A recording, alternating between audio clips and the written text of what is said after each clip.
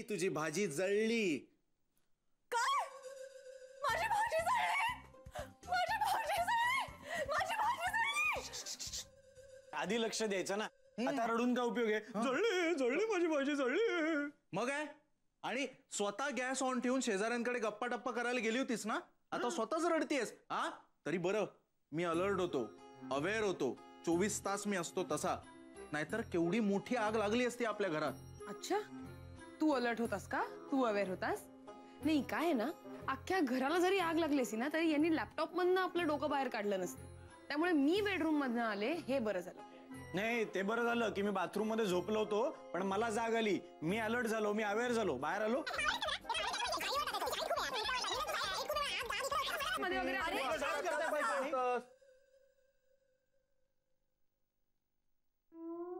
तू गप्प बस. मी का गप्प बसू? मी आशूला सांगून गेले होते की भाजी गॅसवर ठेवलीये. नाही नाही नाही नाही रेश्मा, तू तू तू असं काही सांगितलं नव्हतंस. तू आशूला सांगितलं होतंस निकम आजींच्या घरावर लक्ष ठेव, कारण की तू आणि निकम आजी खाली जाणार होता किराणा आणायला.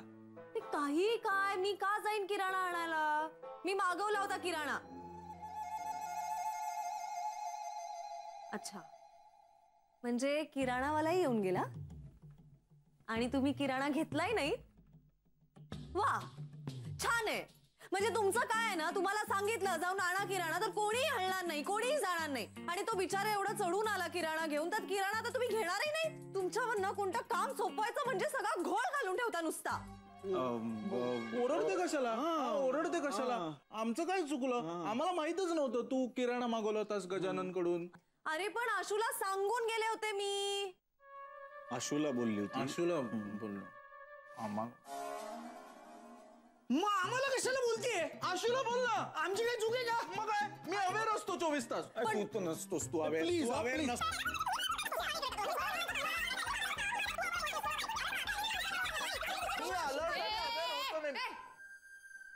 झालं. आता मला सांग, तू आशूला नक्की काय सांगितलं होतंस? मी आशूला सांगितलं की मी निकम आजींकडे चाललीये, गॅसवर भाजी ठेवली आणि खालून किराणा मागवलाय. नाही लिटरली कन्फ्युजन. मी सांगतो. तू आशूला सांगितलं होतंस निकम आजींच्या घरावर लक्ष ठेव, कारण की त्या खाली गेल्यात किराणा आणायला. नाही नाही नाही नाही नाही हो नाही नाही नाही नाही, एक मिनिट, मला आठवून दे. तू मला वेगळंच काहीतरी म्हणाला होतास. मला आठवू दे. मला येस, तू म्हणालास रेश्मा आणि निकम आजी खाली गेल्यात, तू निकम आजींच्या घरावर लक्ष ठेव आणि निकम आजींनी जी भाजी मागवली आहे ती आली तर ती घे. काय काय काय बरोबर? नाही. एक मिनिट, फायनली कोणी आणलाय किराणा? कोणीच आणला नाहीये किराणा, कारण किराणावाला बिचारा आला पण तुम्ही हाकलवून लावलात त्याला. आता कोण जाणार आहे खाली? तू जाणार आहेस? तू जाणार आहेस? एक मिनिट, एक मिनिट. थांबा जरा सगळे. हा, आता मी नक्की सांगते काय झालंय ते. सगळ्यात आधी रेश्मानी आशूला काय सांगितलं की मी निकम आजींकडे जातीये, भाजी शिजत ठेवलीये, त्याच्याकडे लक्ष दे आणि किराणा माल जो मागवलाय तो नीट घेऊन ठेव. ओके? हा. आशूनी कैवल्यला असं सांगितलं की निकम आजी किराणा घेण्यासाठी खाली गेले आणि रेश्मा त्यांच्या घरावर लक्ष ठेवण्यासाठी म्हणून गेलीये. बरोबर? त्यापुढे कैवल्याने सुजयला काय सांगितलं? त्यांनी असं सांगितलं की निकम आजी आणि रेश्मा दोघी जणी खाली गेल्यात आणि भाजी रेश्मानी मागवलीये, ती घरी येणार आहे, ती घेऊन ठेवा. बरोबर? फायनली सुजयनी मीनलला काय सांगितलं? हा, की रेश्मा गेली निकम आजींकडे त्यांना वर घेऊन यायला. म्हणजे इन शॉर्ट ह्या 3 व्यक्तींनी माती खाल्लेली आहे. सर्वप्रथम माती खाणारी व्यक्ती आहे आशू.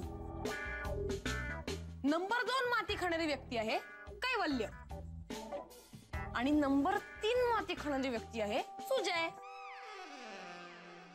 कळलं? I object milord, I object. मुळात मिस्टर आशुतोष शिवलकर यांनी मला हे सांगितलंच नाही की गॅसवर भाजी ठेवलेली. तसंच त्यांनी मला हेही सांगितलं नाही की खालून किराणा येणार आहे. सो बेसिकली जे 2 महत्वाचे निरोप आहेत ना ते त्यांनी माझ्यापर्यंत पोहोचवलेच नाही. सो याचा अर्थ असा होतो मिलॉर्ड की मिस्टर आशुतोष शिवलकर किंवा मिस्टर सुजय साठे यांनी बचा माती खाल्लेली आहे. That's it milord. Same year my lord. माती ही आशुतोष शिवलकर यांनी खाल्लेली आहे. मी निर्दोष आहे. अरे बीडी जलैले जिगर से पिया जिगर मा बड़ी आग है.